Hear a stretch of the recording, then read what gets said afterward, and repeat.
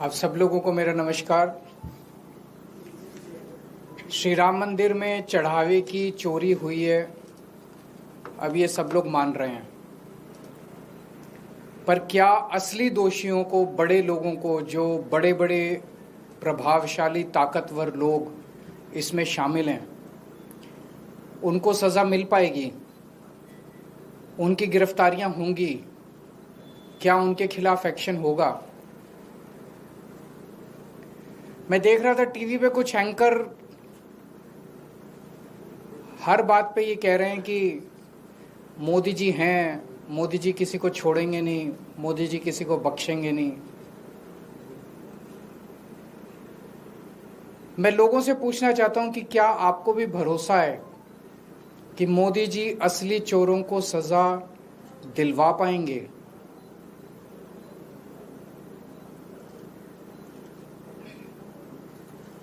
मैं ये नहीं कह सकता, मेरे पास इस बात का कोई सबूत नहीं है कि पैसा मोदी जी तक पहुंचा।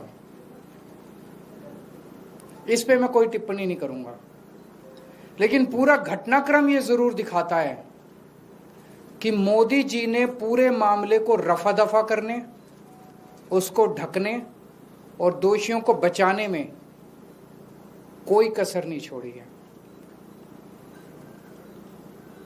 प्रधानमंत्री जी ने ट्रस्ट बनाया, खुद पर्सनली उन्होंने ट्रस्ट बनाया। एक एक व्यक्ति जो इस ट्रस्ट के अंदर है वो प्रधानमंत्री जी ने खुद चुना। प्रधानमंत्री जी के अपने लोग हैं इस ट्रस्ट के अंदर। चंपत राय प्रधानमंत्री जी के बहुत खास माने जाते हैं। चंपत राय को श्री राम मंदिर का जनरल सेक्रेटरी और सर्वे सर्वा सब कुछ चंपत राय थे इस मंदिर में। सर्वे सर्वा बनाया वो मोदी जी ने बनाया, उनका अपना आदमी माना जाता है चंपत राय। अब जमीन घोटाले से शुरू करते हैं। उन 2021 में जमीनों के खूब घोटाले हुए वहां पे। एक मामला जो खूब चर्चा में आया, खूब अखबारों में चला, एक पाठक परिवार है जिसने 2 करोड़ की जमीन इनकी पार्टी के एक व्यक्ति को बेची और 10 मिनट में उस व्यक्ति ने वही जमीन 18 करोड़ रुपए की मंदिर ट्रस्ट को बेच दी। 10 मिनट के अंदर 2 करोड़ की जमीन 18 करोड़ की हो गई। मैं पूछना चाहता हूं प्रधानमंत्री जी, आपको इसको पता है? आपको इसका पता नहीं चला? पूरी दुनिया को पता था, सारे अखबारों में छपा था, आपको इसका पता नहीं चला? इसी तरह से एक 3 करोड़ की जमीन 24 करोड़ में ट्रस्ट को बेच दी गई। प्रधानमंत्री जी, आपको इसका पता नहीं चला? 9 करोड़ की जमीन 55 करोड़ में बेच दी गई, आपको पता नहीं चला? टोटल 14 करोड़ की जमीन 95 करोड़ में मंदिर ट्रस्ट ने खरीदी, आपको पता नहीं चला इसका? और ये कागज कोई खुफिया कागज नहीं है, लोग लेके घूम रहे हैं चारों तरफ, पब्लिक डोमेन में ये सारे कागज हैं, आपको पता नहीं चला? मंदिर निर्माण में इंजीनियर्स का ये आरोप है कि हमसे 40% कमीशन मांगा जाता था। 40% टेंडरों पे कमीशन मांगा जाता था। प्रधानमंत्री जी, आपको इसका पता नहीं चला? 40 दिन में 70 बार सीसीटीवी कैमरों के अंदर चोरी पकड़ी गई, आपको पता नहीं चला? 8 महीने की सीसीटीवी की फुटेज डिलीट कर दी गई, प्रधानमंत्री जी आपको पता नहीं चला?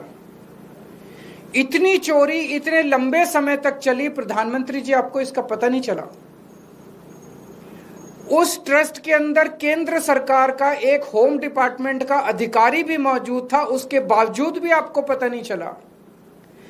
प्रधानमंत्री जी, इस देश के हर बूथ के ऊपर कौन वोटर किस पार्टी का है, किसका नाम एसआईआर में कटवाना है और किसका नाम जुड़वाना है, यहां तक आपको पता है।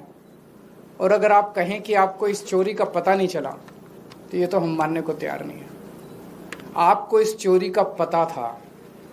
सूत्रों से मुझे पता चला है कि आईबी ने कम से कम 12 रिपोर्ट प्रधानमंत्री को सौंपी है, जिसमें उन्होंने बताया कि किस तरह से कंस्ट्रक्शन में, जमीनों में और चढ़ावे के अंदर बहुत बड़े स्तर के ऊपर राम मंदिर के अंदर चोरी हो रही है।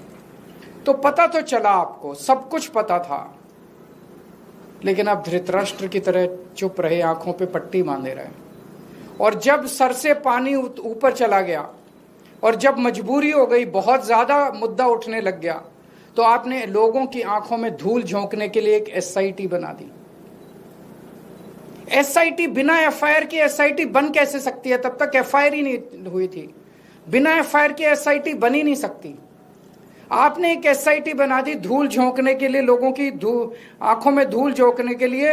उसी दिन देश के लोगों को पता चल गया था, जब आपने एसआईटी बनाई थी, कि प्रधानमंत्री जी लीपापोती कर रहे हैं, प्रधानमंत्री जी असली गुनहगारों को बचाने की कोशिश कर रहे हैं। और फिर आपने एक फर्जी एफआईआर की।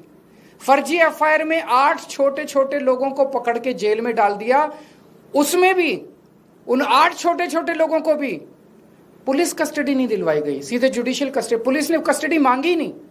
किसी भी चोरी के मामले में पुलिस कहती है कि हमें पूछताछ करनी है, हमें चोर से पूछना है कि माल कहाँ है, किसके कहने से चोरी की, कोई मास्टरमाइंड तो नहीं है, टोटल कितनी चोरी की, कुछ नहीं। पुलिस ने कोई पूछताछ नहीं की उन 8 लोगों से।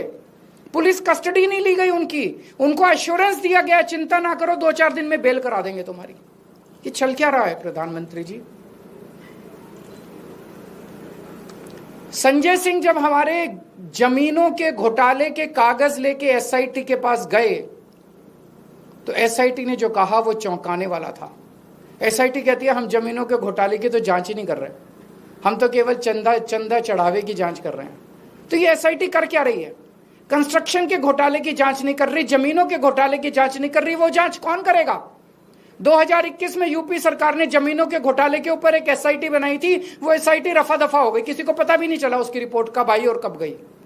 क्या हुआ उस एसआईटी का? ऐसे ही दोबारा एसआईटी बना दी इन लोगों ने। 2021 के अंदर कोई जेल नहीं गया, कोई एफआईआर नहीं हुई, कोई गिरफ्तारी नहीं हुई। इस एसआईटी का भी यही हाल होगा।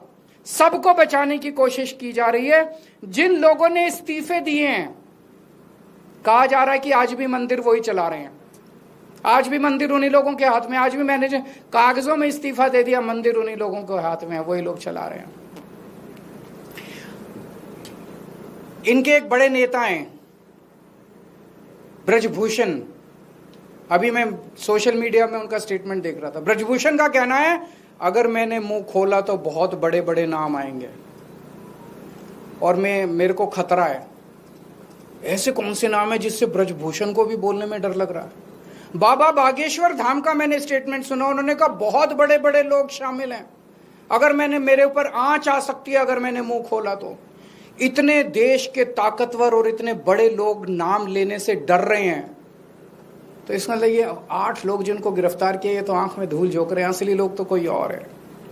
जिनको पकड़ा गया वो तो सिर्फ प्यादे हैं। तो मैं प्रधानमंत्री जी से पूछना चाहता हूं, प्रधानमंत्री जी, इस देश की जनता जानना चाहती है कि आप किसको बचा रहे हो और क्यों बचा रहे हो, और आपकी क्या मजबूरी है? देश के करोड़ों करोड़ों लोगों की आस्था उसको ठेस पहुंची है। अगर आप लोगों के कोई 1-2 प्रश्न है तो। सर, लंकुश है, उसके घर पे बुलडोजर एक्शन हो सकता है, एक नोटिस भी जारी करा है, उसकी पत्नी लंकुश आरोपी है। वो एक आरोपी होगा, लेकिन उससे बहुत बड़े बड़े लोग शामिल हैं, बहुत बड़े बड़े लोग शामिल हैं। सबके साथ सभी का क्यों नहीं? योगी जी तो कहते हैं मैं बुलडोजर मैन हूं, तो जितने चंदा चोर हैं उनके घर पे बुलडोजर क्यों नहीं चल रहा? सर, इस मामले में आज तक जो भी कोई बात करे सब भूल के चंपत राय तक ही आके सीमित हो जा रहा है। क्या लग रहा है कि उससे ऊपर मंत्री या एग्जैक्टली तो बात ऊपर तक है। बात केवल चंपत राय की नहीं है। अभी तो चंपत राय को ही बचाया जा रहा है, लेकिन बात उसके बहुत ऊपर तक है। बात केवल चंपत राय तक नहीं है। तो चंपत राय को इसलिए बचाया जा रहा है। चंपत राय को क्यों बचाया जा रहा है? एक बड़ा प्रश्न ये उठता है, चंपत राय को क्यों बचाया जा रहा है? इन लोगों को लगता है कि अगर चंपत राय ने मुंह खोल दिया तो बड़ी मुश्किल हो जाएगी। Thank you. सर, क्या आप चाहेंगे ईडी इस मामले की जांच करे, क्योंकि इस तरह के मामलों में विपक्ष के राज्यों में खासतौर पे ईडी का एक्शन देखने को मिला है। देखिए, ईडी भी इन्हीं की है, सीबीआई भी इन्हीं के घर की है सारी एजेंसीज। जब प्रधानमंत्री खुद सबको बचाने में लगी हुई है तो क्या ईडी और क्या सीबीआई? पर क्या असली दोषियों को, बड़े लोगों को, जो बड़े बड़े प्रभावशाली ताकतवर लोग इसमें शामिल हैं, उनको सजा मिल पाएगी? उनकी गिरफ्तारियां होंगी, क्या उनके खिलाफ एक्शन होगा। मैं देख रहा था टीवी पे कुछ एंकर हर बात पे ये कह रहे हैं कि मोदी